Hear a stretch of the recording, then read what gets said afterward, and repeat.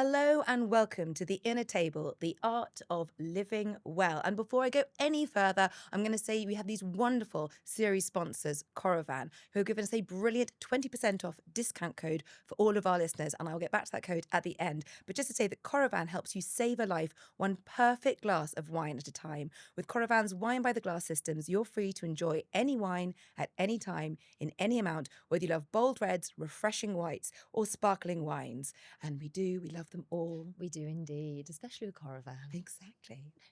Now, I'm Anna Lancaster. I'm a clinical hypnotherapist, expert at rewiring the mind, and well-being expert. And I love the finer things in life, especially as she's pouring it right there, a good glass of wine. And who are you?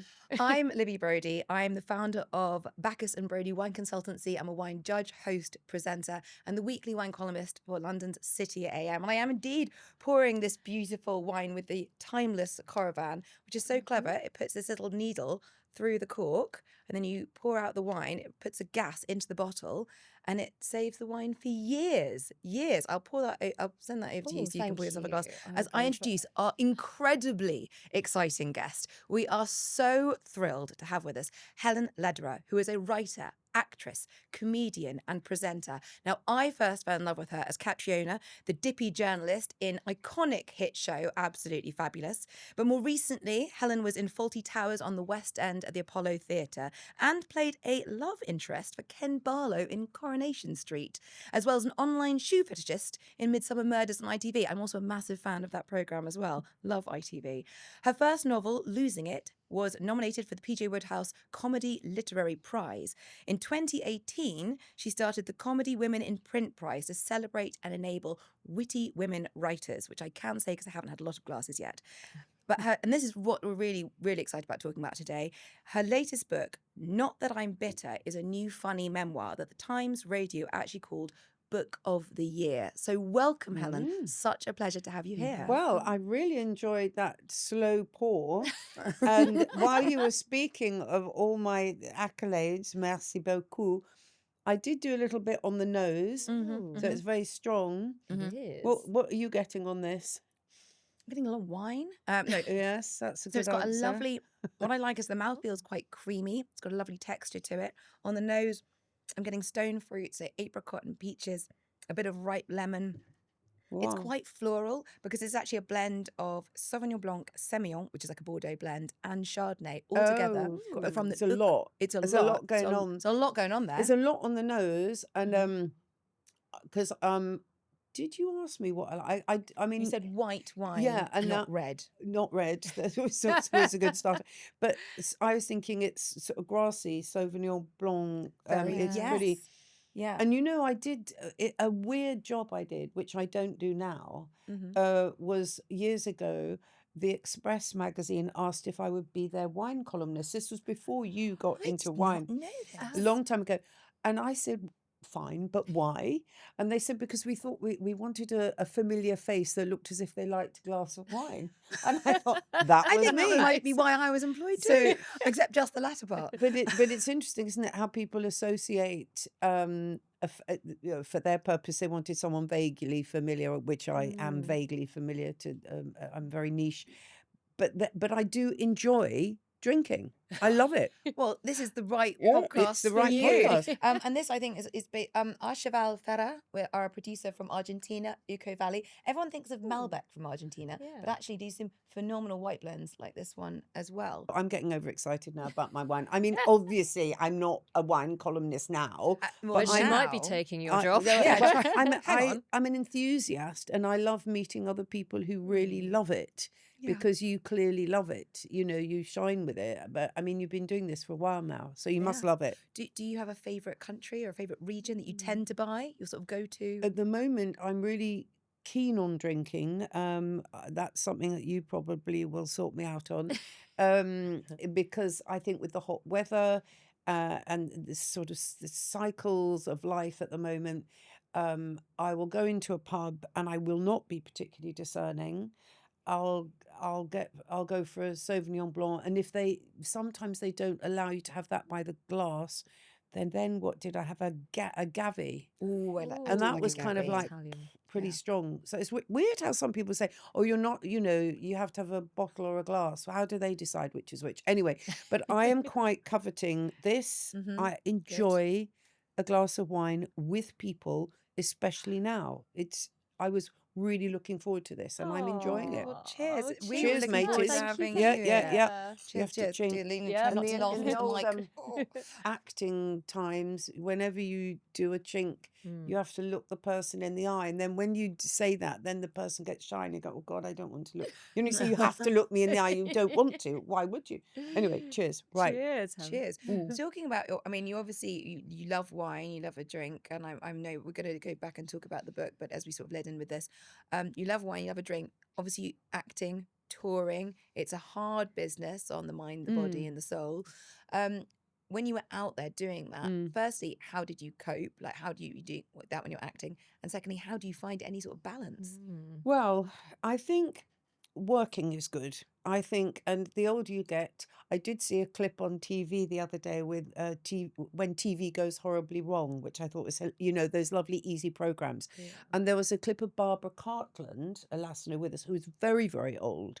And she did say old people should work very firmly.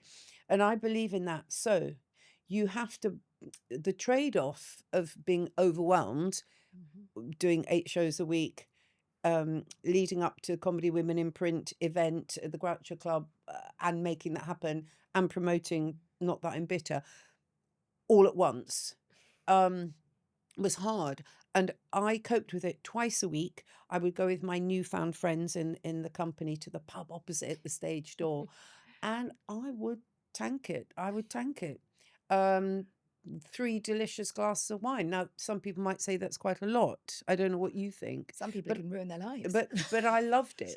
I absolutely loved the Yeah. joy of the adrenaline. So sometimes you can go, there's just adrenaline to concentrate, especially on a matinee day. So we go on a Thursday, and then on a Saturday. So you've done 2 shows in one day, and oh my God, the excitement of the adrenaline, and then the excitement of being with new friends, Yeah. which is also exciting because they're not boring, because you Yeah. haven't only just met them.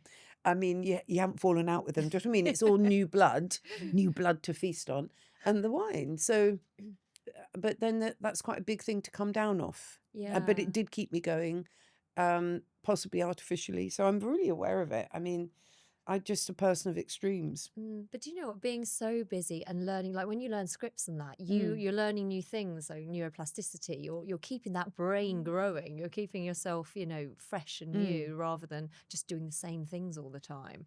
You must be. I think the fear is there. I think I did a thing where I get into the dressing room, and to try and cast off the other worries in my head, because I keep a lot of things in my head all the time. I started doing some strange rituals that I had to repeat every day. So I'd look at a thing on the wall. I can see it now. And then I'd do a little bit of tappy-tippy and say things.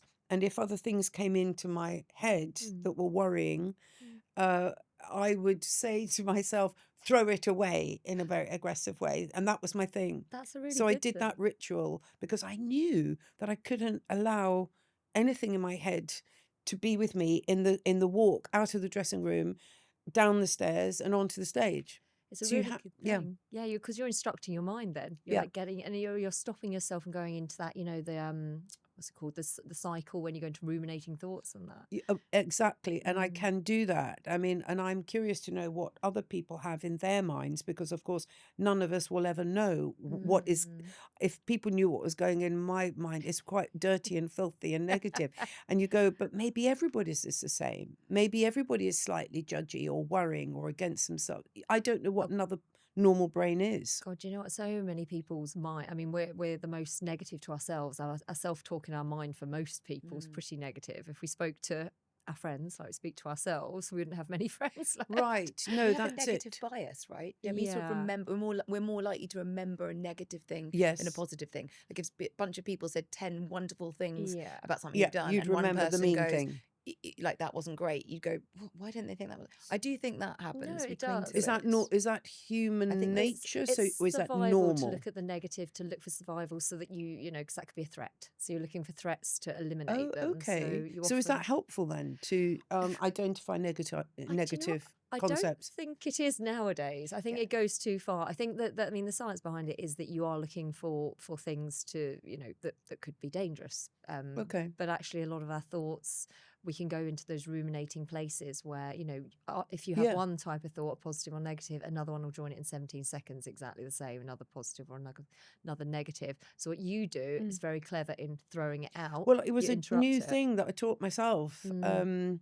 But because I had to perform a scene high, which of course they hadn't mentioned in the audition. Like, by the way, do you ever think about heights? I did. That wasn't mentioned, but I would have done it anyway. 40 Towers, of course, John Cleese. But the scene was high, and I had to be up. And then there was no wall, and then I have a thing about heights, so I went to a person who did phobias Ah, to help with my height. Like a yeah. hypnotist? Sort of, yes, a phobia expert. Like me. No, I'm Yeah. joking. So I should Yeah. have come to you. So I was dealing with the height thing Yeah. expressly because that was actually physical, and I couldn't with the man who the main man had to walk with me to the edge, and he was quite comfortable with that. He was an Yeah. ex-ballroom dancer, very comfortable with balance and everything, and I was going so my stomach was turning. Course. Got better at it, but it was quite an interesting experience to go to an expert, and Yeah. then that's how the throw it away thing happened.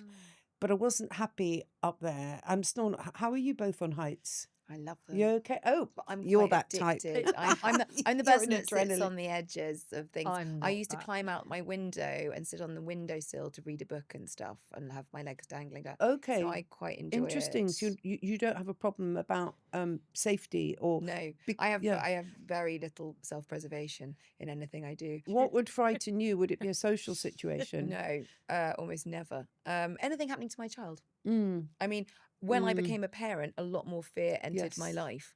And I wasn't used to that. And I was very thrown by the fact that suddenly I was scared of Yeah. just about everything and felt Somebody guilty else. for the first time ever in my life. I was like, whoa, all the But I mums think physically as well, possibly when you have a child, just so many different things happen. Because I used to like going on the fun fair, and I liked going on the the thing that goes round, the wheelie thing, and then the dodgem things. Yeah. And then once I'd had Hannah, I didn't kind of cleave to all that excitement, the physicality of it. Yeah, I Yeah. think And that was weird. I Once I think had a that's probably child, I true. thought, how weird. I used to As love you- this. you become so much more aware of your own mortality. Maybe it was that. In that, I think, as well. And But sort you're of saying how you precious it worry is. more about another human, which obviously I do as well. But the negative thoughts, I'm really fascinated about, just as I say, not knowing if other people wake up with them, and how you sort them out, feel okay, and start functioning okay. I think it depends very much what the negative thoughts are. If they, quite debilitating, if they stop you getting out of bed. I mean, that's obviously a different level. I think a lot of people are quite critical of themselves, and certainly wake up and we're in a day where now, if you think of most people, how do we wake up? Our phone alarm goes off, and then what do? We then open up our phone, and then we look at our WhatsApp, and then we see our email, and then we see what's going on in the world, and then And is it because we don't want to be left out, or because there's been bad news? I think And it's of course, habit. degrees of bad news. I mean, one Yeah. person's bad news is like, oh my God, we've run out of grapes. Like would be another person's, it's fine. Yeah. But But that's it's also frightening, perceived isn't it? stress as well, if you know what I mean. Like what your level of stress is would be very different to mine, different to Libby's. We all have different levels think of it's what also- stresses us. It might be that somebody you don't know your stress. So, for example, I do exactly that. My phone alarm goes off. I switch it off. I then see who's messaged me in the night. Yeah. So which friends Who do I would message you You're in like, the well, night? Do you have mates several and, lovers? Like, I not anymore. Okay. But you Those might days are gone. those days are now gone. But you might have like friends or something, and then you go, right, you have to respond to those because I have to respond to those You do it and then check the quickly. emails and you have to. And so probably by the time I actually get out of bed and make a coffee, I'm probably already at a low level of stress because I No, haven't. you're probably already at a higher I'm level probably of at higher, stress. but like because I haven't let myself. People talk about when they wake up, they look at daylight first before looking at a screen, or they do a gratitude thingy in their Oh head. yes, And I forget to do that. That you- is helpful. that is meant to be The really gratitude. helpful to sort But of. then when somebody says you've got to have your gratitude notebook, and you go, oh God, I've done my gratitude for 7 days. I've got to do more. I'm running out. I go, thank you for my bed. Yeah. I thank whoever for my bed. It is a good exercise, but then the imposition, Yeah. I think there's a time at which it runs out of impact. Would I you say? think it's more if you just being mindful, even if that day, I often do it when I get to bed rather than first thing in the morning, although that's really good, is looking back at my day and things that have happened that were good. Not necessarily, I mean, we all go through the routine of thank God I've got roof over my head and I've Yes. got, food on my table and I've got family and I've got love. But sometimes at the end of the day, I'll just sit there and go, someone bought me a coffee. I spent some quality time with my friend. I got that, like actual things that they don't have to be big. They're called glimmers, aren't Yeah, they? that's Oh, such a That was the a glimmer. Oh, So that's what's the opposite nice. of the glimmer? The bad thing. Trigger. So people are talking about things that triggered them, and that's a negative thing. And then it Yeah. came out on Instagram, people talking about glimmers, little tiny moments that Yeah. actually made them feel good. Like sunshine dappling on a lake as you're walking by and you go, gosh, that's lovely. Okay. And taking that moment, which I think is a Yeah. lovely thing. And I wish I did it more. But because in our work and striving for achievements or setting our goals and needing to have what our version of success is, a lot of it is not dependent on dappled sun on lake because I'm never in lake with dappled sun. I don't allow myself time to do that. So my world is quite small, dependent on has somebody returned my call? Am I going to get that documentary? Is somebody going to greet line? I mean, I'm doing really difficult things. I mean, ridiculously difficult things that a lot of other people want to do. And I'm trying to do it on my own just because I am. So, but is there an easy fix? That's another worry. You go, oh, other people probably have more money than me and have a team to do it. But then is that the answer? Because is that lasting? And is that just a gimmick? On and on. I'm Yeah. ruminating now. Do you know what though? I think what we do a lot of the time, and it's the killer of everything, is comparison. Like we compare ourselves against other people so much with different things. And actually when you just sit in your own road and you're like, I've come this far. I've done it. You've got, 2 best-selling books, and which we'll come on to talk But about. actually, didn't you write a bit about that in your books about the comparison of Yes, I taught. I because not that I'm bitter is intended as an ironic title because I didn't think I was bitter when I wrote it, but then talking about it, I thought, oh, actually, maybe I am. But then I thought that was actually quite funny, and of course, because at my heart of truth telling, in order to be funny or being funny because of my truth telling, I don't know. It's connected up, isn't it? Yeah. I had to be truthful in order to be funny. I mean, comedians, you can replicate a format of joke telling and stuff to great effect. But this book, I'm never going to do another memoir, I don't think. But it was just so honest because I thought it had to. There was a law that made you had to be honest. But I went for it. If I did it again, I maybe wouldn't have given so much out. But it does have the good and the bad.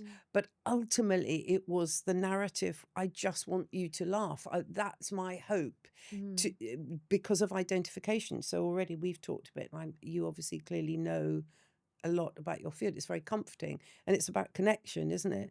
So 100%. it's like nobody can live my life. I can't live your life, but quite absurd things have happened. But I'm not pretending and manufacturing the absurdity. I'm actually narrating what genuinely happened so people could relate to it because it could have been them. What inspired you to write this book now? I think just being old, and also because I were giving myself permission to be boastful, because I was brought up not to be boastful. A very sort of middle class family, and my mum came from the Isle of Wight, and you just weren't boastful. And I thought, if I don't do it now, I was a stand-up comedian. There weren't many women doing it. That's not why I did it. The top people were there being very successful 3 years before me. So I talk about the status thing, which I think a lot of us can relate to. Like, I'm not the A team, I'm not even the B team, but you can have a life doing what you want just about without being in the A team. And I suppose that was a kind of message, but a passive aggressive message. Obviously, that's the title. Not that I'm bitter. No, I didn't make it. I haven't got Miranda's career, but sorry. that's fine. No, No, but but so- I was so- just no, saying no, what to but say, if I what to say something, say. no, it's because I think to a lot of, and this is where I think we all sit and you come through this own lens of where you are, but to so many people, they will be like, you are very successful. And from their point of view and their perspective, you know, you've been in so many hit shows, you've done so much, yet for you, And there's the critique. Oh, Again, yes, there's rather than sat because there. I go but very small parts. You'd always critique at your work, which Yeah. is right. You don't feel it because you would compare yourself with your peer group. I mean, it's extraordinary how dark we go. Like I'm going, if only I'd had more confidence, if only I'd stayed being a stand-up longer, if only. But Yeah. you take the route you do to survive. Mm. And I got off it because basically, because I was suddenly offered, well, I did 5 years of stand-up because I wanted to. It didn't particularly make me happy, but that wasn't part of the, why would you want to be happy? You just want to do what you're passionate about.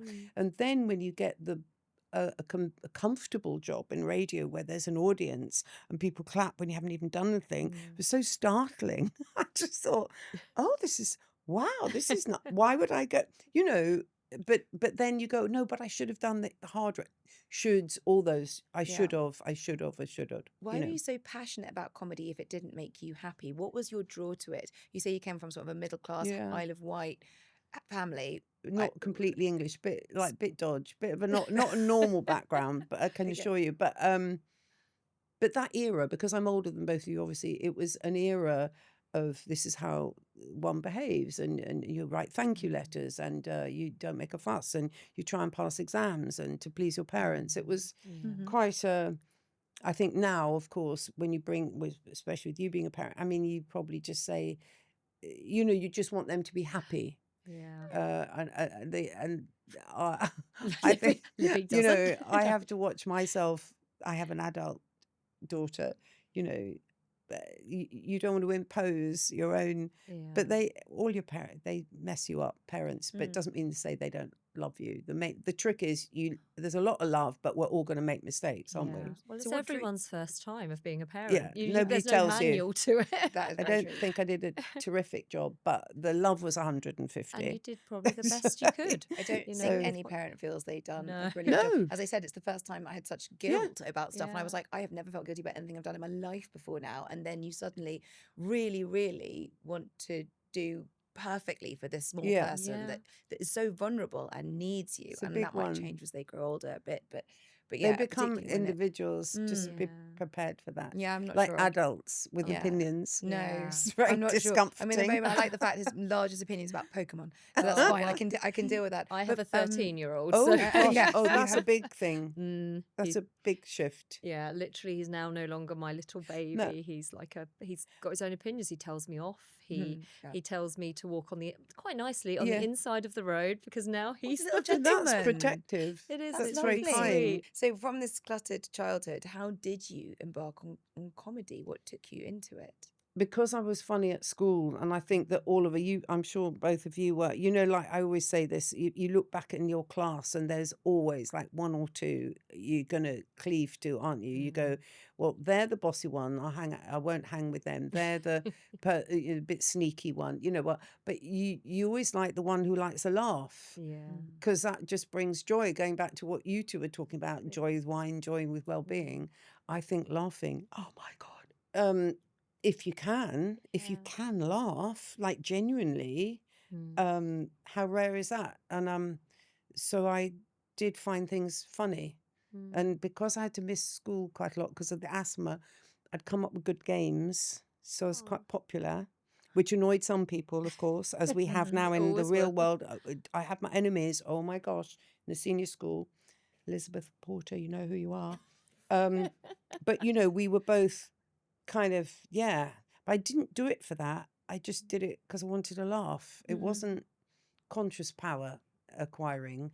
It was just, do you know, let's do this. Oh my God, did you see it when Miss Thomas did that? Oh, that was hilarious. And I went, oh my God, yeah. And when she said that, and that's the joy of it. Just Yeah. being a bit rebellious, I suppose. And what makes you laugh today? Because I think laughter is a great medicine and a great Well, connector. wine Well, is it a great really is. medicine. I tell you Wine is what, I'm also already a bit mellowed out. wine is also a great Let's get medicine. I the- feel like I need another pour, but I don't. I'm really Um, liking this wine. I'm I'm liking the very glad. Pour experience. some more I'm for very Helen. All right, Yeah. you- It's always you about go the Otherwise she guess. might Yeah. walk. Yeah, Yeah. we got to Give keep the we got to keep her guest. interested. Yeah. So what makes I you am laugh interested. now? What? Just laughter is when things go wrong. Mhm. And that's not that I relish other people's misfortunes, Ooh. but I do. And I just think it connects us together. Yeah. Doesn't it with you? It does. It does. Laughter is such a common denominator, and it's interesting to me. People have very different styles of comedy, though. Different things make different people laugh, but Absolutely. it still can bond you together. So, who would you I was like? gonna Who do you say, like who's as a your comedian favourite? right now? What's the sort of? Well, because I'm not on television, so I don't watch anything. But, um, who do I just think anyone authentic who's storytelling. I just think like these pod situations are really nice because they kind of evolve, and then people all say, "Oh yes, that reminds me," and then they tell you something that is true and that's happened.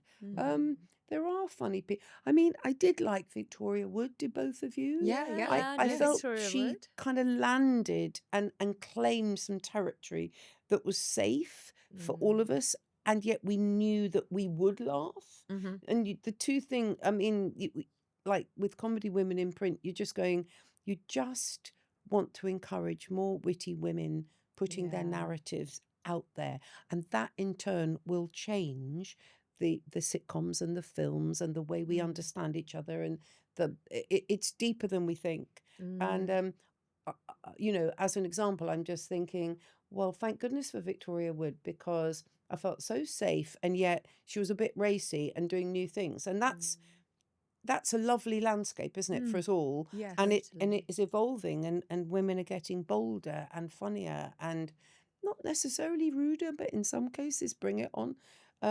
We're claiming the territory we should be claiming. What do you think? Was there a good response when you started that prize, that award to celebrate witty women writers? It took a while because there wasn't a prize for any witty women writer. That's why I set it up, because I wanted a prize for my own book. Did you win it that story first of my year? No, I can't win that one. But it has grown, and what's exciting is like 8 years, 9 years on, managing to do that for no money. Like that's the only way I managed to do it, because like you, just knowing exciting other people who also see it as important, somehow it's worked, and now people know about it. It's like starting a new idea. Yeah. Beware the new idea. I'm sure you know, be frightened of it, but then if it lasts and people like it, then you have to go, it was important, it meant something. Totally. But and it's you're near- scary to start something that is completely new and there's no template for it. And you're 9 years in. Is it your 10th year? It will be the 10th year, but it will be something like the 7th cycle of it. Right. Okay. Because you can't do it all and do the other job. But we're going again in CWIP 27, but a CWIP podcast, the CWIP. This is only a sip. I've had a sip. What have you given me? And what happened Of to quit? the most beautiful wine. But we're doing a podcast of shortlisted writers in August, and that's a new venture. And I think a lot of us think that they've got a comedy novel in them. So I think the audience will benefit from my colleague and friend, Chris Manby, talking, she's a bit of a swot. I'm the kind of joker. She's a swot. And saying, this is how you can get published. These are the nuts and bolts. And, you know, it's fun to have lots of fun podcasts, but there's nothing wrong with a nuts and bolts, a bit like Open University, except I'm in it. To stop it being too clever. But that's a really valuable thing for lots Yeah. of people. So it's launching in August, and it's Yeah. called Quip. It's called Comedy Women in Print, Writing Funny. It's called Writing Funny. I had to think of a title really quickly, but then Writing Funny could be Writing Funny Peculiar, but just how do you write? How do you get published? Where do you get your ideas from? how does it all hang together? How do you get an agent? How do you get rid of an agent? How can you make an agent buy you lunch? All these things. Yeah. Just the trappings of a world that is fascinating. We might not be in. Yeah. Mm. And I think people, want to start it but don't know how. So that's like the Exactly. perfect It's the how. thing. Yeah. Yeah. I think people need the how. Yeah. Because there should be no closed doors to people. So Yeah. why not have two friendly people talking about, well, this is what happened to me, or this is what happened to X, and then hearing from other writers how they do it. It's all similar. It's all about, when we talk about the mind, and we can't be that different from each other. I've had a few now. And is it aims predominantly for women, or is it anyone could sort of The be a part of? prize is for women. It was set up because there wasn't a prize for women. It's not to say it won't change, but although I did hear that there was a prize for men, it's another thing. We're thinking, well, we just need to kind of work on getting it a balance. It's about getting some kind of parity, really, in the canvas of literary prizes, Absolutely. and having an idea to do that. But all comers are welcome for everything. Would you not agree? But it's, in today's society, I think you've just got to push out for your Yeah. passion and an idea. And if people say, nobody said to me that was a bad idea. So when you both started this podcast, did anyone say, oh guys, don't do that? Possibly they did Oh, for Anna's oh. side. Did they? Did Well, they? no, it wasn't. I Yes. think it was a bit of a, like, I don't get it, wine's, in inverted commas, Yeah. bad for you. I mean, this is well-being. But I was Yeah. like, well, actually, no, it's not. Look at the Mediterranean, look at the blue zones, longest living people. My argument always, and they're living long and they're living enjoyable lives. And it's like, Yeah. the well-being thing doesn't have to be, so extreme. Most people want to have a glass of wine, a bowl of pasta, and live healthily. Yeah. They want both They want together. balance, really. And so this is a podcast for people who want to live. We say it's for people who want to live fully, not perfectly. So it's not for the Okay. wine or the well-being. But when we Yeah. started this chat, that's very relevant, because you kindly asked me a question about, last year, and I was doing the show and all this at the same time. But I framed it in the fact that was an extreme time, and I kind of got off on that. But I had to come down off that. But I also knew it wouldn't last. So Yeah. I think there is such a place for drinking, and adrenaline and work, but knowing that. And I need that to feel relevant in my sad way. I mean, who's going to turn down a West End part, But you can't do it forever, and I wouldn't want to do it forever, because now I'm trying to do other things, Yeah. and maybe drinking a lot all the time now would not be helpful, would not further me. So I have to watch it. I do Yeah. have to watch it because I love it so much. How did you balance on your Sundays when you had a day off the show? I didn't drink on a Sunday. That's a good question. I actually didn't. I knew I had to not. So you know enough about yourself to know you can't keep going on that. Yeah. And I suppose what I was saying earlier is that, my goodness, I really celebrated the fun and the new friends and I loved it. I went for it, but you can't keep that up No, but one of and the get on things stage and not forget your lines. one of the things you were saying and it's very true, like with wine and drinking, that is a social aspect, the social element, enjoying people and new people. And I think today a lot of Gen Z are quite isolated because they are being so healthy and they don't go out to the pub with their friends and have a few drinks. And so I think there's a lot of isolation in that, because they'll sit at home, and this is not a massive generalization, but I know a lot sit at home filming themselves on their Instagram at home with their red light masks and their What's a red light mask? Oh, it's a wonderful thing, actually. Yes. Which rejuvenates the skin. So it's Okay. infrared. And you'd film yourself being rejuvenated. Well, they do a lot of talking about well-being, and Yeah. that, which is wonderful and Yeah. it's great, but often at the cost of catching up with their friends, because a lot of, like, I mean, if we were, certainly when we were younger, we would meet down the pub with our friends. You would be and- with them. Yeah, and doing a lot. My generation, older than you, I'd write letters and postcards. And when I was sorting stuff out recently, Aw. I just found letters, which are quite moving, cards from friends, and you go, just postcards. Now, I know that doesn't happen now, and that's fine. You can't hold back time. So No. we are where we're at, aren't we? Yeah. With that generation. But I think there's a bit of a backlash. I mean, I normally talk about joy in my section, my part of the week, and I normally talk about what I love. And this week I'm actually 86 in something. What does that mean? Oh, well, actually, it's a question we ask everyone on our podcast. Room 86. It's the 86 something in a hospitality term means 86 something on the menu means it's out, or to 86 those guests in the restaurant means get rid of them. So an 86 room where you put something you don't want around. It can be in the world, or it can be something personal to you. But well, do you want to go first? Do you want to go first? Do you want to go first? No, you go Well, first. I'll go for. I mean, my 86. I'm not enjoying it. My 86 is a lot of the kind of the jumping on the bandwagon. A lot of like biohackers now and gurus are kind of jumping now on the community is everything and isolation, rather than, one of the things the things they talk about so much are metrics and sleep scores and all of that, and not wanting to jump on the bandwagon here. But the Stephen Bartlett debate, when he said 3 glasses of wine ruined his life for 3 days, and everyone then jumped on it. I think it was very much a measure of people just being so fed up with everyone tracking everything, and I think it was going a bit too far. Were they cross with him that he said that, or did it challenge them? What was the backlash? I think it was because everything has gone so far in the way of everyone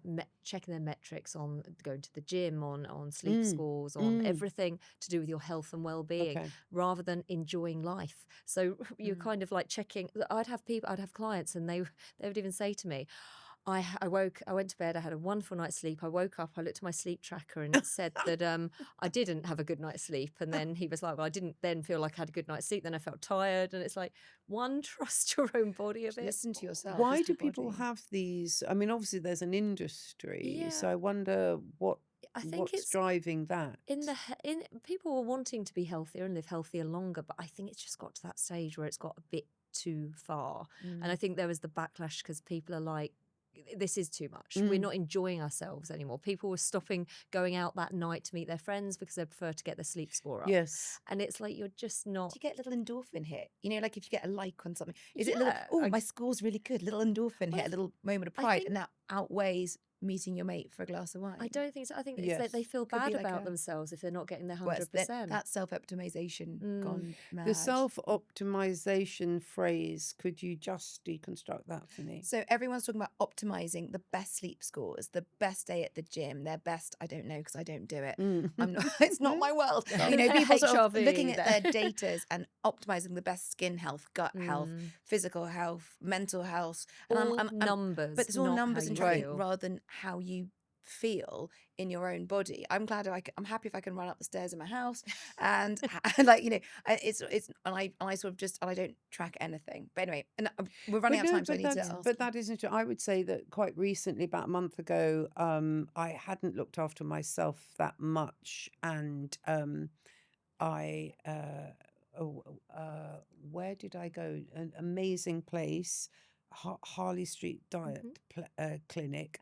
Now, I am putting cream on my face. For that month ago, I wasn't drinking water, and my diet was a bit irregular, and it did show.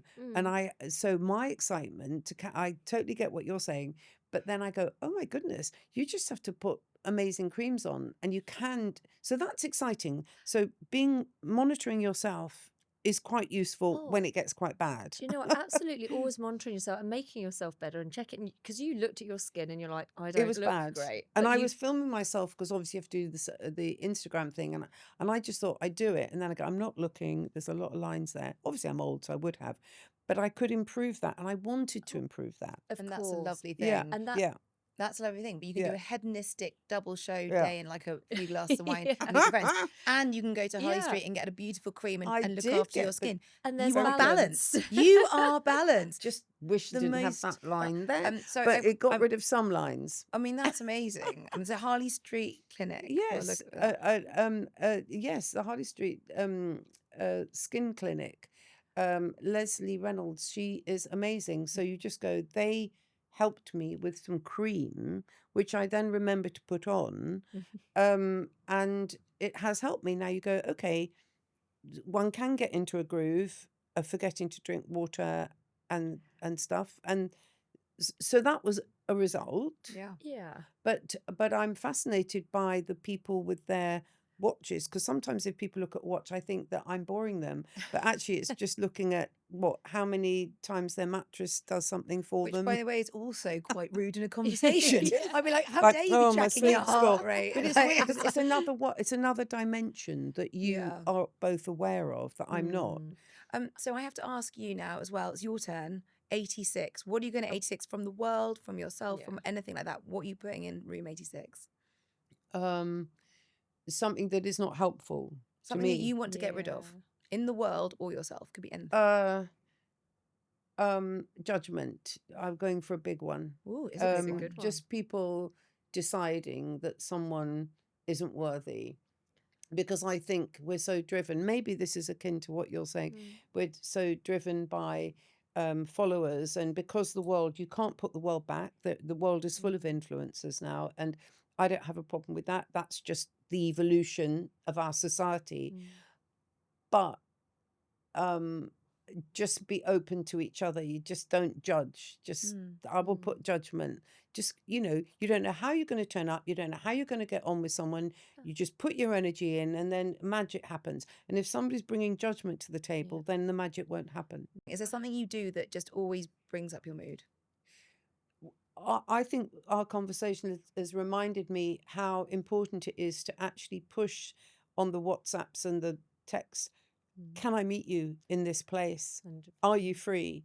And that maybe means you have to meet a local friend, and people aren't local anymore, but to make the effort. I have a school friend in Wiltshire. Well, I should have gone to see her on Sunday, but then I was writing other stuff happened. But you just go, I've got that joy because I know when I connect with her, it's as if we would never have been apart. And then is it the ephemerums? The thing that I take away is connection. So the joy is connecting with friends, new friends and old friends. It's so true. It's well, that's there are so many studies that quantify that actually it's then the longest leader of life if strong connections. Exactly. No, that is true, isn't it? It lengthens life if you are connecting to people on an People almost daily talking. basis. But even it doesn't have to be someone you actually know. It's apparently if you sort of say hello to the postman, and you as long as you keep having these sorts you of get the smile. connections, you get that. And people who do that live for years longer. It has been found. Actually, that human connection, we need it. We need humanity. And I think some of the most human things are laughing together. Glass of wine, good food. These are the things. Meeting. These are the things that make us human.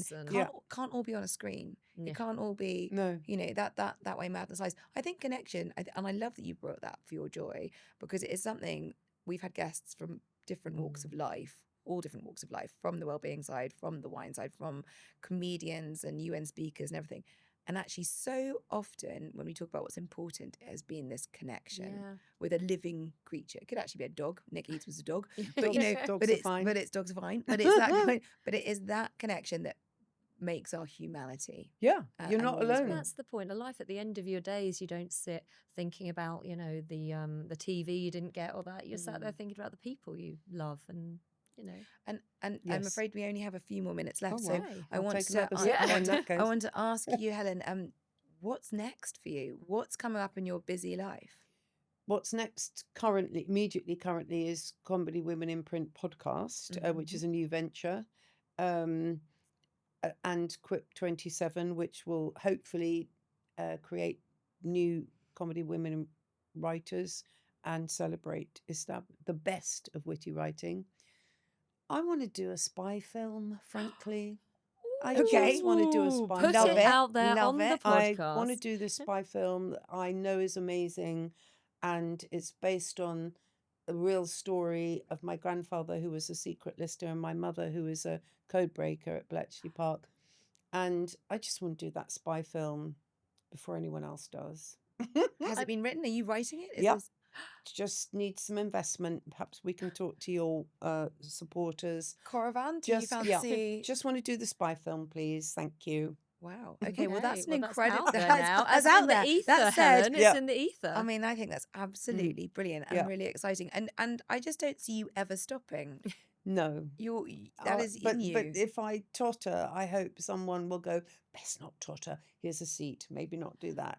I think one should be. But Joan Collins has just produced a film at 90. I know. It's so. clever. Do you Well, know? The Beatles, look at Mick Jagger, Yes. 83, on stage, And we're moving faster interested. than They I have can. something to say, Exactly. but that's not to take away from the canvas of younger people. That's why I just think, influencers let me learn more. It's fascinating how everything changes. But as Barbara Cartland, can't believe I'm quoting her, keep working.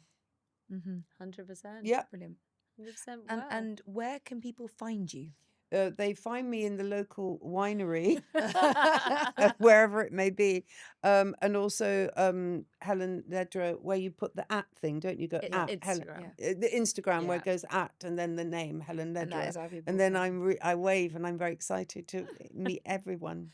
You'll have Brilliant. 100,000 new love followers it. now. Please. Well, I have to say thank you so Oh. much for joining us. It's I've been loved such it. a pleasure. I've loved it. Such a pleasure. Thank you. Thank You you two for are finding amazing. time. Oh, And thank A lot of you. wisdom there in your different ways. Oh. It's a clever idea. Who thought of it? We did genius over a glass of idea. wine. How crazy is and a that? walk, and a walk. There was And some a well-being walk, there. there was Cheers. some walking. Cheers. I will Cheers. very quickly say that for those hanging on for that discount code, 20% off the Coravan products. The code is ART, A-R-T, all in capitals on their website. And so thank you very much, Coravan. Thank you once again. No, I love Thank it. you, I love it Helen. here. This has And I thank might you move for in. joining us at the end of the table. Cheers. Cheers.